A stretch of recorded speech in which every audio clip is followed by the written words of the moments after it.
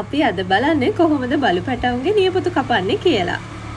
ඔයාලගේ බව්වගේ තියෙන්නේ මෙන්න මේ වගේ කළු පාට නියපොතුද එන්නේ නැත්තම් මෙන්න මෙයාගේ තියෙනවා වගේ මෙන්න මේ වගේ සුදු පාට නියපොතුද.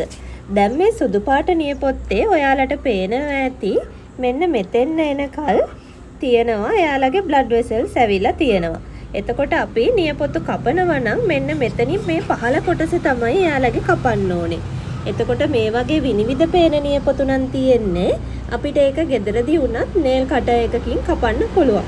හැබැයි මෙන්න මේ වගේ කළු පාට නියපොතු තියෙනකොට අපිට අර වගේ බ්ලඩ් වෙසල්ස් කොයි හරියට එනකල් තියනවාද කියලා කියන්න බෑ. එතකොට ඔයාලා ගෙදරදී ප්‍රැක්ටිස් නැති කෙනෙක් නියපොතු කපන්න යනකොට මේවා වැඩිපුර කැපිලා එයාලා බ්ලීඩ් වෙන්න පුළුවන්. එතකොට එයාලට ඒක රිදෙනවා. නැතුව මේ වගේ විනිවිද පේන නියපොතු නම් තියෙන්නේ මේ විදියට බලලා ඒ බ්ලඩ් වෙසල්ස් තියෙන ටික මග ඇරලා අපිට නියපොතු කපන්න පුළුවන්.